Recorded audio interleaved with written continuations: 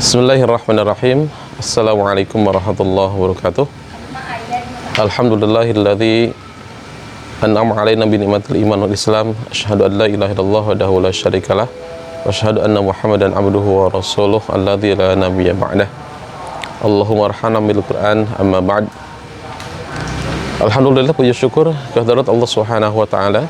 Pada kesempatan hari ini kita bisa dipertemukan kembali dalam kajian rutin kita Tahsinul Quran, yang mudah-mudahan dari setiap pertemuan ke pertemuan semakin memberikan inspirasi buat kita semua dan bisa senantiasa mengedukasi kaitan dengan bacaan-bacaan Al-Quranul Karim yang tentu saja sebagai bagian dari yang harus kita pelajari bersama, yaitu tentang Tahsinul Quran, bagaimana mempelajari atau bagaimana cara kita membaguskan bacaan Al-Quran dan pelafalan hurufnya sesuai dengan kaidah-kaidah yang berlaku. Dan bagi yang belum tahu tentang bahasan kita, silakan bisa dicek di video-video sebelumnya supaya pembahasan kita bisa lebih runtut, bisa dipahami dari awal, karena insya Allah akan senantiasa berkelanjutan. Dan insya Allah pada kesempatan hari ini kita akan membahas salah satu materi dan sudah masuk ke materi inti insya Allah, yaitu berkaitan dengan makharijul huruf, dalam arti kata tempat-tempat keluarnya huruf-huruf hijaiyah. Tentu saja berbeda dengan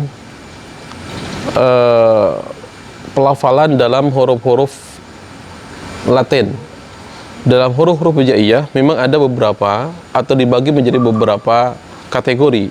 Ada 5 diantaranya. Yang pertama adalah al-jauf, yang kedua al-halqu, yang ketiga al-lisan, yang keempat asy-syafatain, dan yang kelima adalah al-khayshum.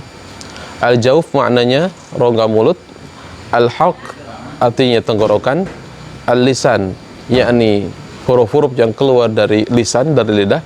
Ada asy-syafatain, huruf-huruf yang keluar dari dua bibir, dan yang kelima adalah al-khayshum, huruf-huruf yang keluar dari rongga hidung.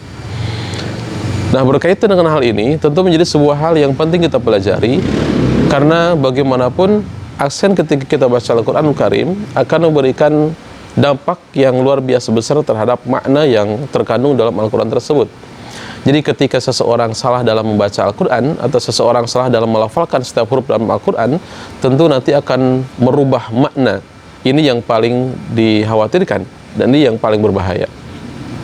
Contoh misalkan ketika mengucapkan kalimat Alhamdulillahi Rabbil Alamin, harusnya dengan ha, ujungnya dengan ain, tapi ketika makhrajnya tidak benar, maka bisa jadi nanti ada kesalahan dalam pelafalan yang berujung kepada kesalahan dalam pemaknaan atau dalam arti Al-Quran tersebut, dalam arti bacaan tersebut.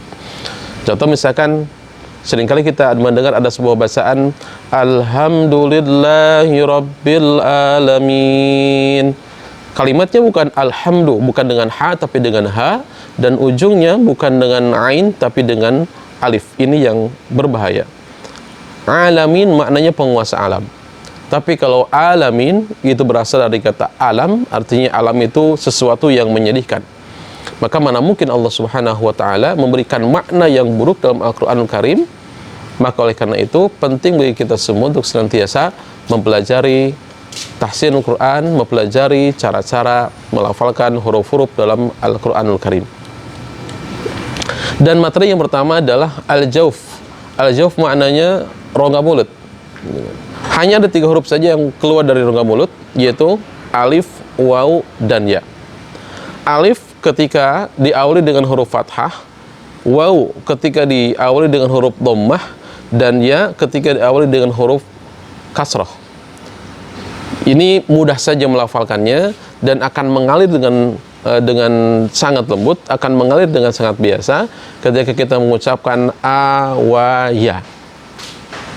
A ketika fathah bertemu dengan alif, atau misalnya dalam contoh yang lain ba.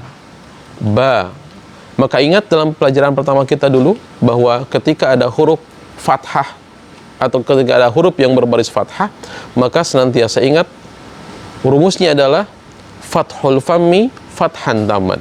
Maka mulut dibuka dengan bukaan yang sempurna.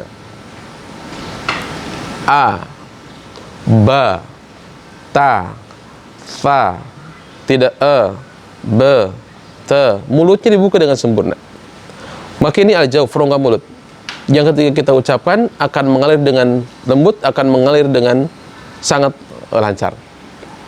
A atau ba, ketika misalkan kita bertemu dengan huruf yang berbaris kasrah, bi, maka mulut kita tidak dibuka seperti hanya mengucapkan huruf fathah, tapi bi, bibir kita agak turun ke bawah, bi. Dan ketika huruf yang diawali dengan huruf dhammah, artinya ada waw di ujungnya, berarti panjang, maka kalimatnya kita baca dengan bu, bu. Mulut dimonyongkan dengan monyongan yang sempurna. Jadi tidak ada tertahan suaranya, tidak ada tertahan gerakannya. A, wa, ya, ba, bi, bu, ba, bi, bu. Itu pengucapannya. Dia pertama, al-jawf.